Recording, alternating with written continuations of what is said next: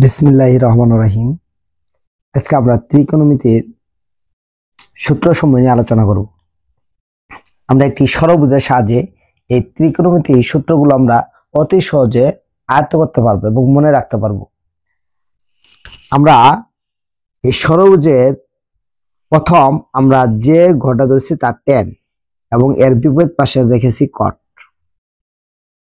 tan এর উপরের যে অংশটা sin এবং সাইনের বিপরীত পাশে রেখেছি cosec। আমরা জানি tan এর সাথে বিপরীতভাবে সম্পর্ক cot এবং cot এর সাথে বিপরীতভাবে সম্পর্ক tan। সাইনের সাথে বিপরীত সম্পর্ক cosec, cosec এর সাথে বিপরীত সম্পর্ক sin। cos এর সাথে বিপরীতভাবে সম্পর্ক sec এবং sec এর সাথে বিপরীত সম্পর্ক আমাদের cos। তাহলে আমরা এই ষড়ভুজ সাহায্যে আমরা 23টি সূত্র বুঝতে পারবো এবং ব্যাখ্যা করতে পারবো। এই 23টি সূত্র প্রথম আমরা কিভাবে করব তার জন্য একটি টেকনিক রয়েছে। আমাদের প্রত্যেকের অঙ্গ প্রত্যঙ্গের আমাদের যে এই যে ডান কান রয়েছে এই ডান কানকে আমরা tan বিবেচনা করব এবং আমাদের যে বাম পাশে কান রয়েছে সেই বাম কানকে আমরা cot ভাববো।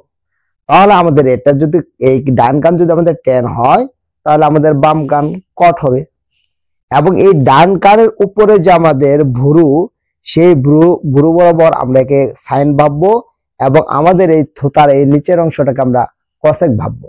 তাহলে tan এর উপরে থাকে sin এবং sin এর বিপরীতে থাকবে cosec এবং আমাদের এই cot এর যে বিপরীত পাশে যে ভুরুটা থাকলো এটা ধরবো আমরা cos এবং cos এর যে বিপরীত এখানে আমরা ধরবো sec। এইভাবে আমরা এখান থেকে আমরা 23টি সূত্র বিস্তার করতে পারবো।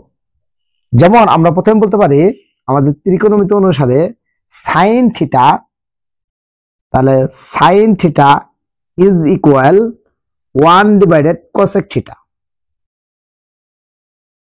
এবং cosec theta is equal 1/sin theta. তাহলে আমরা বলতে পারি cos থিটা ইজ ইকুয়াল তাহলে 1/sec থিটা এবং sec theta is equal 1/cos theta. আমরা এখন যদি বলি tan থিটা তাহলে 1/cot theta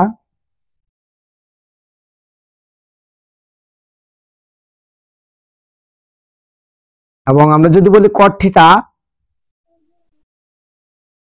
is equal 1/tan theta.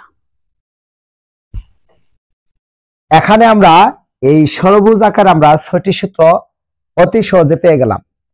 এখন আমাকে দেখতে হবে যে আমাদের প্রথম যে ডান কান ধরেছিলাম সেই ডান কানের এক পাশে রয়েছে sin এবং অপর পাশে রয়েছে cos। তাহলে আমরা tan theta is equal to এই tan এর বিকল্প যে সূত্রটা সেটা tan theta is equal to তাহলে আমরা কি tan থেকে কি আসলাম sin এবং sin এর পরে আমরা কি পাবো cos। তাহলে আমরা লিখবো sin theta by cos theta. তাহলে একইভাবে আমরা এই cot থিটা যদি চাই এই tan থিটাকে আমরা বিপরীত করে দেব।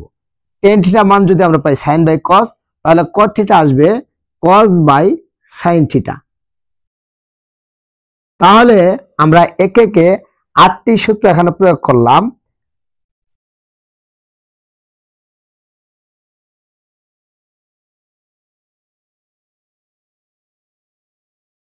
এই একটি ষড়ভুজের সাহায্যে অতি সহজে আমাদের 8টি সূত্র হয়ে গেল। এখন আমরা আর বাকি 15টি সূত্র নিয়ে আলোচনা করব।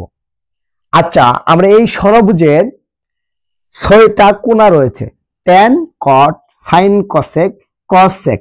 তাহলে 6টি ত্রিভুজে বিভক্ত হয়েছে। এটা হলো 1 নম্বর ত্রিভুজ, এটা হলো 2 নম্বর ত্রিভুজ, 3 নম্বর ত্রিভুজ, 4 নম্বর ত্রিভুজ, 5, 6। এখানে এই যে ত্রিভুজ 6টা রয়েছে আমরা এখন জোড় যে ত্রিভুজ রয়েছে সেই জোড় ত্রিভুজটা আমরা একটু মার্জিন করে নিই। তাহলে আমাদের জোড় ত্রিভুজটা এটা একটা ঘর, এই ত্রিভুজ একটা ঘর এবং এই ত্রিভুজ একটা ঘর। আমরা শুধু জোড় সংখ্যক যে ত্রিভুজ রয়েছে সেই ত্রিভুজ ঘরগুলো আমরা দেখব। তাহলে এই tan আর cot এর উপরে পার্ট রয়েছে sin এবং cos এবং tan ও cot এর নিচে পার্ট রয়েছে cosec এবং sec। তাহলে আমরা এখানে লক্ষ্য করি যে সাইন আর কস যেহেতু জোর ঘরের এই কর্নারে রয়েছে এবং এই কর্নারে রয়েছে, এই ত্রিভুজটার মাঝখানে রয়েছে আমাদের 1, তাহলে আমরা বলতে পারি sign square theta plus cos square theta is equal 1। তাহলে আমরা একটি সূত্র পেয়ে গেলাম যে এই বর্গের সমষ্টি, এই দুটি সাইন এবং কস এই বর্গের সমষ্টি যার যোগফল আসবে কি 1, অর্থাৎ sign square theta plus cos square theta is equal to 1। তাহলে যদি আমাদের sign square theta plus cos square theta is equal 1 হয়, এইভাবে আমরা আরো 4টি সূত্র তৈরি করতে পারবো। যেমন সাইন স্কয়ার থিটা রাখলাম, এই পাশে প্লাস কজ স্কয়ার থিটা, ওই পাশে যে আমাদের মাইনাস হবে, তাহলে আমরা বলতে পারি sign square theta is equal 1 minus cause square theta. অর্থাৎ আমি যদি কোনো অঙ্কে বা ত্রিকোণমিতিক সমাধানের ক্ষেত্রে সাইন স্কয়ার থিটা দেখতে পাই, তাহলে সেক্ষেত্রে আমরা 1 মাইনাস কজ স্কয়ার বসাতে পারবো। যদি আমরা এই সাইন স্কয়ার থেকে এই স্কয়ারটা উঠাই দিই, তাহলে আমাদের একটি সমানের বিপরীত পাশে আমাদের রুট চলে যাবে, তাহলে 1 মাইনাস কজ স্কয়ার থিটা। তাহলে যদি আমরা সাইন স্কয়ার রেখে কজ স্কয়ার ট্রান্সফার করতে পারি, তাহলে এখন আমরা কজ স্কয়ার রেখে সাইন স্কয়ার ট্রান্সফার করতে পারবো।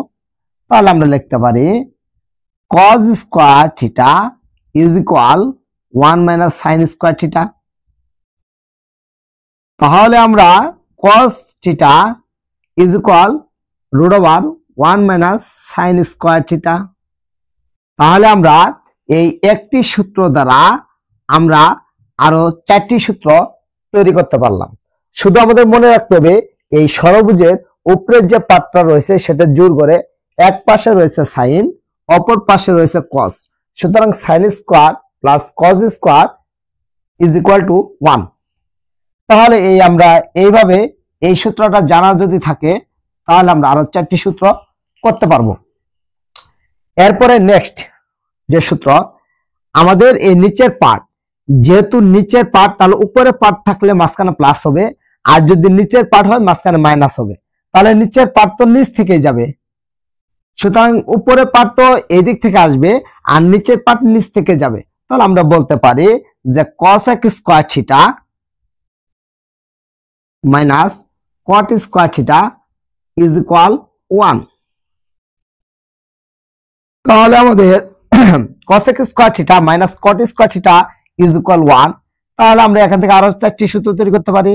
এই পাশে মাইনাস cot স্কয়ার থিটা, ওই পাশে প্লাস হয়ে যাবে, তাহলে cosec square theta is equal 1 plus cot square theta. আমরা যদি এখান থেকে স্কয়ার উঠে দেই, তাহলে রুট ওভার হবে cosec theta is equal root over 1 plus cot square theta. তাহলে আমরা এখন যদি আমরা এই পাশে cot স্কয়ার রাখি, তাহলে এই পাশে প্লাস 1, এই পাশে কি আসবে মাইনাস, তাহলে cosec square theta minus 1 is equal cot square theta. তাহলে আমরা লিখতে পারি cot square theta is equal cosec square theta minus হলো 1। এখন আমরা যদি স্কয়ার উঠা দেই, তাহলে cot theta is equal root over cosec square theta minus হলো 1। তাহলে আমরা যদি এই সূত্রটা আমরা জেনে থাকি, তাহলে বাকি যে 4টি সূত্র রয়েছে তা আমরা সহজেই বুঝতে পারবো। তাহলে আমাদের এই 4 নম্বর যে ঘর, সেই ঘরের সূত্র চলে গেল। এখন আমরা 6 নম্বর ঘরে এক পাশে রয়েছে sec, অপর পাশে রয়েছে tan। যেহেতু এটি নিচের পার্ট, তাহলে নিচ থেকে যাবে, তাহলে আমরা বলতে পারি sec square theta minus tan square theta is equal 1। বা বলতে পারি আমরা sec square theta is equal 1 plus tan square theta. তাহলে আমরা বলতে পারি sec square theta is equal 1 plus tan square theta. যদি আমাদের এখান থেকে স্কয়ার উঠে যায়, তাহলে এখানে একটা হোল রুট দিতে হবে, 1 প্লাস tan স্কয়ার থিটা। একইভাবে যদি টেন স্কোয়ারের মান চাই তাহলে এই পাশে প্লাস, এই পাশে কি হবে মাইনাস, তাহলে সেক স্কোয়ার সাথে -1 হবে সমান সমান কি টেন স্কোয়ার থিটা। তাহলে আমরা বলতে পারি tan square theta is equal sec square theta minus হলো 1, বা tan theta is equal root over sec square theta minus হলো 1। এইভাবে আমরা এই 3টি সূত্র দ্বারা আমরা আরো 12টি সূত্র তৈরি করতে পারবো। তাহলে আমাদের এখানে 3 × 5 = 15 এবং এখানে রয়েছে 8টি সূত্র। এই একটি ষড়ভুজের সাহায্যে আমরা মোট ত্রিকোণমিতি 23টি সূত্র সহজে বুঝতে পারবো এবং কি আমাদের ব্রেনে রাখতে পারবো। পড়ালেখায় চাপ নেওয়া যাবে না, কারণ চাপ জিনিসই খারাপ। তাহলে আমরা অতি সহজে এই ষড়ভুজের সাহায্যে আমরা এই সূত্রগুলো তৈরি করতে পারবো।